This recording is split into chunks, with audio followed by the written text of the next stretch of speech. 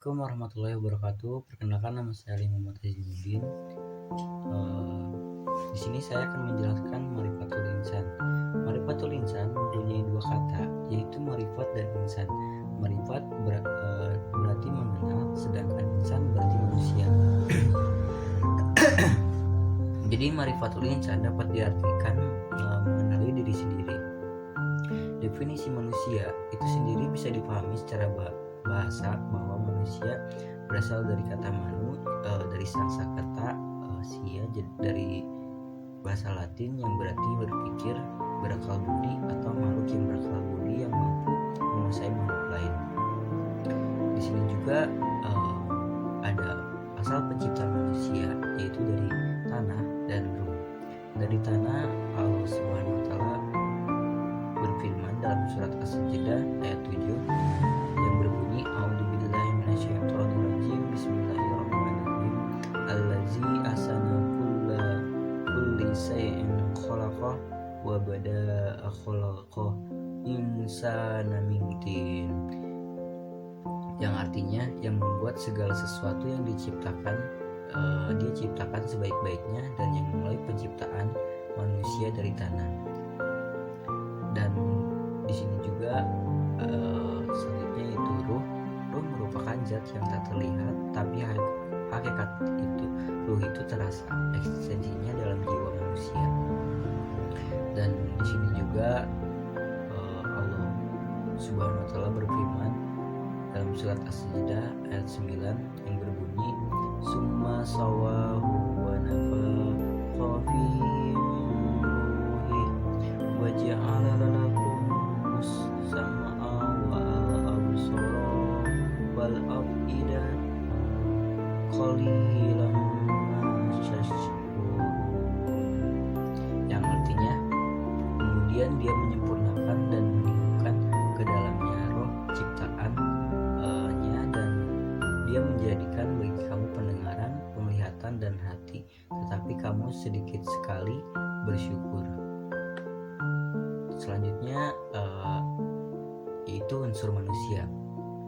Dilihat dari asal penciptaannya, manusia tersusun dari unsur bumi dan unsur langit. Unsur bumi karena manusia diciptakan dari tanah, unsur langit karena setelah proses penciptaan fisiknya sempurna, Allah meniupkan ruh kepadanya dari dua unsur itu. Berdasarkan fungsinya, manusia disimbolkan dengan tiga unsur utama, yaitu hati, akal, dan jasad. Hati atau kolbu pada dasarnya memiliki makna ganda, ada makna secara syariah dan hakikiyah. Secara syariah, kalbu diartikan sebagai segumpal daging yang mana baik buruknya akan memberi dampak besar terhadap jasad seseorang. Dan selanjutnya yaitu akal. Di dalam ruh manusia bersemayam pula al-aqlu atau akal. Disebut pula bahwa tempat al-aqlu ini adalah dalam al-qalb, dalam hati, sebagaimana al-azmu. Hal ini berdasarkan firman Allah berikut ini, wala taqfu ma laysa laka bihi ilmu inna as-sam'a wa al-bashara wa al-fu'da kullu alaika kana anhu mas'ula, yang artinya, dan janganlah kamu mengikuti apa yang kamu tidak mempunyai pengetahuan tentangnya. Sesungguhnya pendengaran dan hati semuanya itu akan diminta pertanggungjawaban jawabannya. Dalam Quran surat Al-Isra ayat 36. Dan selanjutnya ada jasad. Jasad sangat mudah dikenali karena ia dapat kita lihat dan kita raba. Karena itu tidak ada perbedaan antara hakikat jasad ini. Yang terpenting bagi manusia adalah menggunakannya sebagai pelaksana, sebagai apa yang telah ditekadkan oleh hati dan direncanakan oleh akal. Tanpa jasad, tekad dan pengetahuan hanya akan menjadi impian dan teori yang kosong. Allah berfirman dalam surat At-Taubah ayat 105 yang berbunyi, wa kulli akmalu fasayarallahu amalakum wa rasuluhu wa al-mu'minun wa syataruddun illa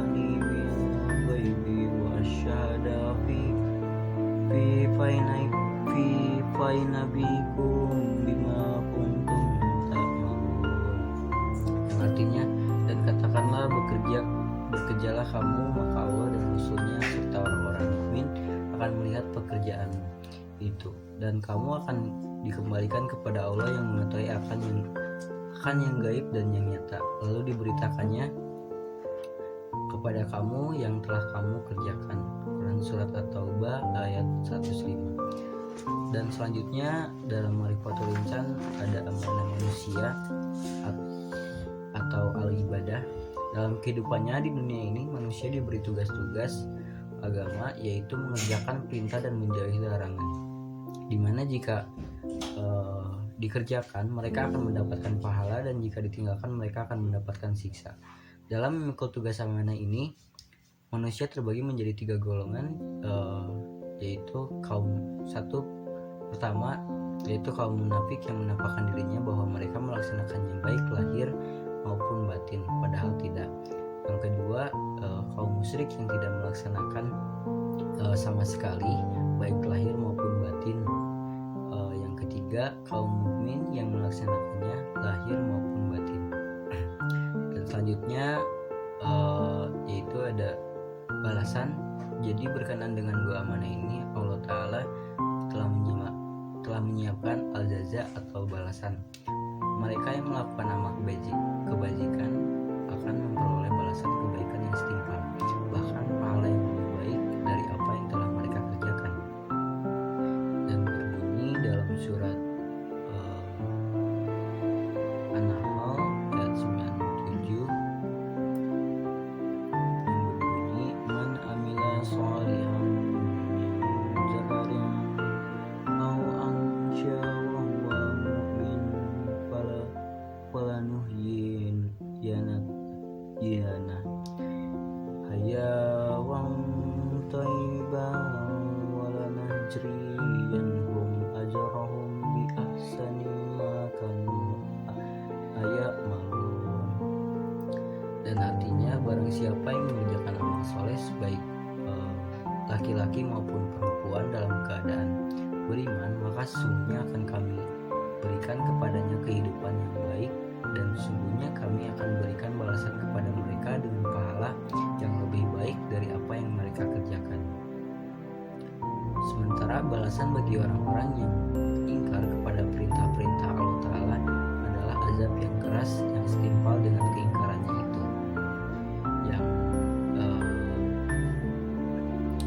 berada dalam surat At-Tin yang berbunyi, Alaihissallahu biahkamil hakimin, bukankah Allah hakim yang sembilan.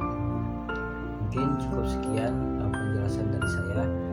Mohon maaf bila banyak kekurangannya ataupun banyak salah di pelafalan Al-Qur'annya. Mohon dimaklumi. Assalamualaikum warahmatullahi wabarakatuh.